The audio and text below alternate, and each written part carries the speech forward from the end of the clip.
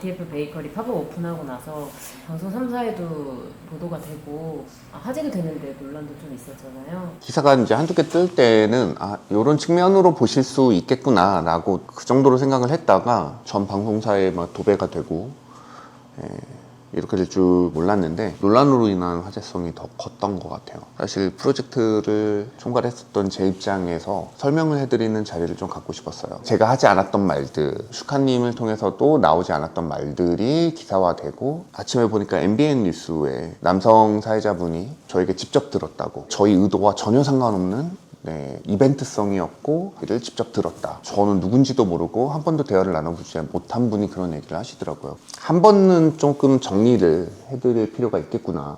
자영업자가 폭리를 취한다가 아니라 자영업자들이 그렇게밖에 팔 수 없었던 이유에 대해서 저희가 말씀을 드렸는데, 이 영상을 보시면 조금 더 많은 분들이 이해를 하시게 될 거라고 생각이 들어요. 기사가 올라왔던 게 생지 원가가 1,400원인데 어떻게 990원에 팔 수 있냐. 일단 그 질문 하나에 이 사태의 모든 게 사실 요약이 돼 있어요. 생지 가격에 대한 얘기는 1,000원에서 1,400원까지 다양한데 판매가가 3,000원에서 4,000원까지 내니까 결국은 300%의 폭리를 안긴 게 아니냐, 이제 이런 얘기인데, 원가를 1,000원이라고 만약에 잡았을 때 판매가가 3,000원인 거, 이거는 폭리가 아니에요. 외식 경영의 가장 기본적인 원칙에서도 저희가 1, 2, 3의 원칙을 배우거든요. 10%의 임대료, 20%의 인건비, 30%의 재료비. 근데 제빵은 특히 인건비가 많이 드는 비즈니스예요. 그래서 제빵의 경우에는 10%의 임대료, 30%의 인건비, 20%의 재료비. 왜냐면 1, 2, 3을 합치면 벌써 60이죠. 여기에 각종 판관비라던가 카드 수수료라던가 광열비들 세금이 나오고요. 원가가 1,000원인 경우에 3,000원에 파는 게 무리한 가격 책정은 아니다. 그러면 왜 이분들의 원가는 1,000원 또는 1,400원이 되었는가? 이 생지를 받아서 오는 경우에 생지 자체가 이미 가격이 상당히 높게 책정이 되어 있어요. 가격을 낮출 수 있는 방법은 애시당초에 완전히 차단되어 있는 거죠. 그러면 이제 생지 가격이 왜 지금 제빵의 유통구조의 원인이 되느냐? 그 생지 자체가 사실은 대형 회사들에서 만든 것들을 납품을 받으시는 거잖아요. 가격 책정에 대해서 아무런 권한이 없다. 그러면 생지로 하는 곳이 뭐 얼마 되지 않을 텐데, 그러면 소수의 가게의 문제이고 대다수는 여기에 해당되지 않는 게 아닐까. 사실은 그렇지 않아요. 실제로 베이커리를 운영을 하잖아요. 그러면 아무리 적게 잡아도 대부분 15평 이상의 제빵실이 필요해요. 노하우를 가지고 있는 전문 인력이 필요하고 막대한 시설 투자가 필요하다. 이 두 가지를 모두 갖추고 운영을 하는 게 현실적으로 불가능에 가깝죠. 요새 우리나라 생지들도 너무 잘 나오기 때문에 생지로 빵을 굽더라도 정말 좋은 퀄리티의 빵들이 많이 나오지만, 가장 지금 우리 논란의 핵심이 뭐예요? 가격 결정권이 만드는 사람에게 없다. 생지를 공급하는 업체에게 있다. 그래서 생지가 비싸게 들어오면 내 판매 단가는 그대로 올라갈 수밖에 없어요. 그러면 생지를 쓰는 것도 아니야. 직접 반죽을 해서 만들어. 그런데도 3,000원, 4,000원을 받는 소금빵들은 뭔데? 라고 물어보실 수 있을 텐데, 이거는 각 매장마다 본인들이 만드는 레시피와 비법이 다르기 때문에 이거를 제가 여기서 한마디로 이거는 이겁니다 라고 이야기를 할 수는 없어요. 제가 알고 있는 유명한 소금빵 브랜드들을 대표적으로 예를 들었을 때는 최상급품의 버터가 들어가고 약간의 맛을 증가시키기 위해서도 훨씬 더 비싼 가격을 주고 버터를 사기 때문에 가격이 크게 올라갈 수 있고요. 그리고 두 번째는 의견이 되게 많이 나뉠 것 같은데, 기술력에 대한 대가라고 생각해요. 노동력에 대해서 얼만큼 인정해 주는가.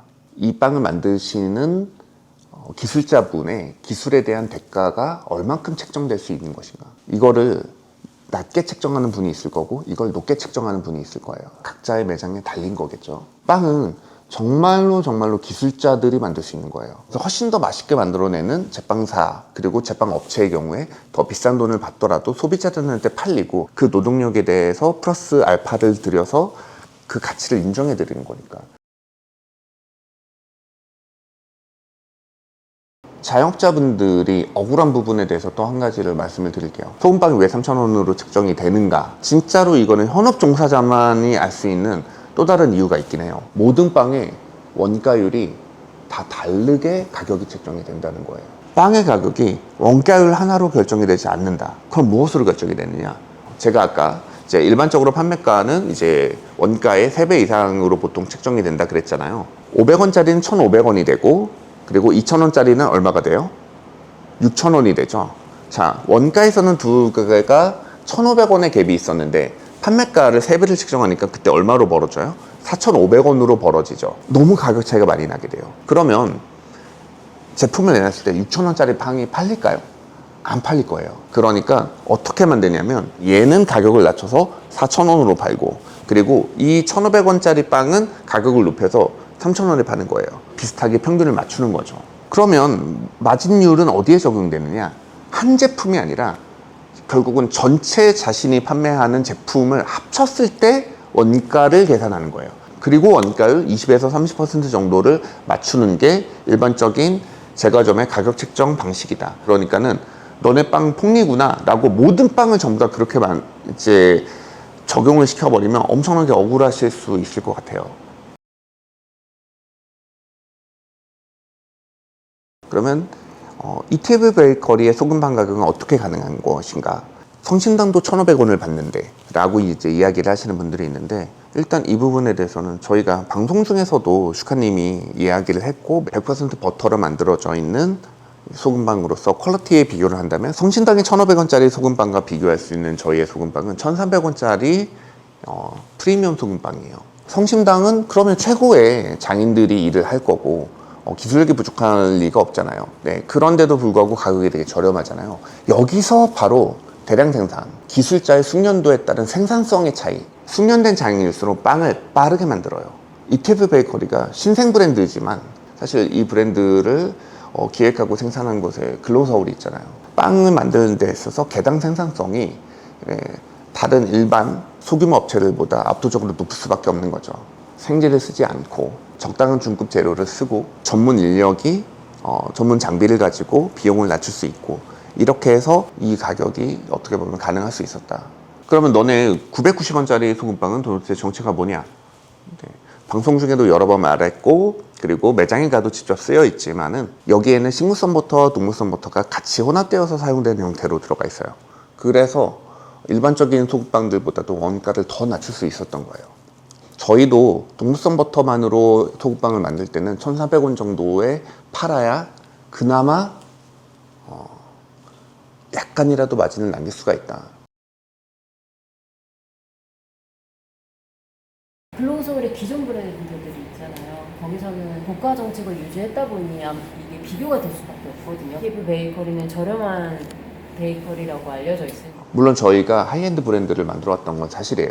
브랜드를 프리미엄으로 유지하는 게 그동안의 전략이었어요. 3년 전까지. 그런데 저희 글로서울이 프리미엄 브랜드를 만들다 갑자기 ETF가 탄생한 게 아니에요. 가격을 다운시키는 브랜드들을 기존 3년 동안 만들어 오면서 내려오고 있어요. 여기서 제가 이 영상을 찍는 사실은 진짜 이유를 말씀드리고 싶어요. 가격이 더 높으면 높일수록 잘 팔리고 이게 SNS상에 더 화제가 됐던 시절이 있었어요. 불과 3년 전까지만 하더라도. 그런데 시장의 동향이 바뀌고 있어요. 지금 죽은 상권도 살리는 3대장이 있어요. 올리브영, 무신사, 다이소. 중저가의 합리성을 추구하는 브랜드들이잖아요. 시장의 흐름이 급격하게 변하고 있고, 그리고 여기에 맞춰서 재편되고 있어요. 저희 글로서울은 그동안 비싼 가격대의 제품을 판매하는 브랜드들이 주력을 이루었어요. 글로서울의 수많은 베이커리 브랜드들의 원가율은 기본적으로 30%를 지향해요. 그런데 사실 30%를 맞추는 적이 거의 없어요. 항상 넘어요. 원두, 게이샤 그냥 써. 좋은 재료 쓰고 아낌없이 비싼 프랑스산 밀가루와 발루나 초콜릿 그냥 써. 소비자들한테 최상의 품질을 드리는 대신에 가격대를 높이는 방식으로 브랜드 정책을 유지를 해왔어요. 그런데 이 브랜드들은 이미 그렇게 설정된 브랜드이기 때문에 그 정책을 그대로 유지하고 있지만, 그 이후 3년간 만들었던 새로운 브랜드를 보면 회사의 브랜드들의 방향성이 바뀌어왔다. 지난 3년 동안 저희 글로서울은 비용은 낮추면서도 퀄리티를 최대한 유지할 수 있는 방안에 대해서 연구하고 고민해 오면서 브랜드의 평균적인 소비 가격대를 계속 낮추고 있어요. 그 결과 ETF라는 최종적인 결과물이 나온 거예요. 이 부분이 왜 중요하냐면 사회 구조적인 변화와 이건 밀접한 관련이 있기 때문에 지금 우리 사회가 어떻게 변화하고 있는지, 그리고 거기서 자영업자분들은 어떻게 생존해야 되는지, 이게 저는 이번 논의에 더 중요한 주제가 되었으면 좋겠어요. 글로서울은 선두에 있는 베이커리 브랜드를 상당히 많이 가지고 있는 회사예요. 선두주자가 지금 방향을 선회하고 있다. 깜빡이를 켜고 지금 우리가 방향을 선회하고 있다는 거를 말씀을 드리는 거예요. 방향을 따라오실지 아니면 여러분들만의 방향을 찾아가실지는 여러분들이 선택하실 몫이고 단순히 방향을 알려드리는 것 뿐입니다. 아마도 저를 모르시는 분들이 많았겠지만 근데 아시는 분들이라면 방송이나 강연을 통해서 제가 이제 수많은 소상공인 무료 컨설팅을 해드렸던 거를 알고 계실 거예요. 이 일로 곤란을 겪으실 자영업자분들이 많았다고 생각을 하니까 당연히 죄송스러운 마음이 들죠.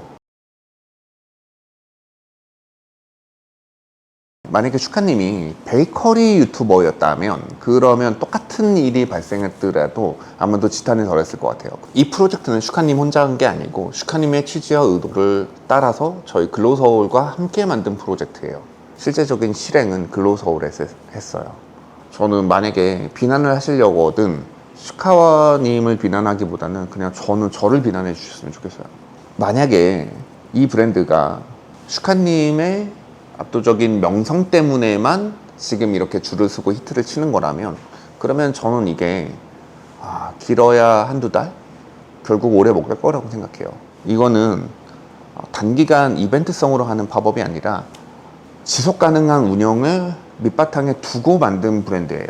일단 정식 브랜드로서 런칭하지 않을 거면은 그러면은 아예 시도도 안 했을 것 같아요.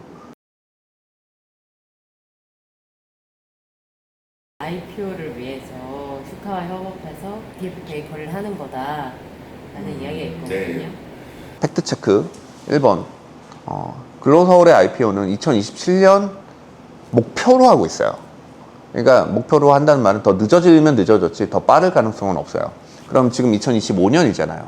네, 2년 후에 IPO를 위해서 2년 전에 분란과 소란을 일으키는 회사가 있을까요? 그리고 두 번째로 IPO를 하는 데 있어서 ETF 베이커리가 잘 됐다고 하더라도 글로서울한테는 사실은 좋은 영향이 없어요.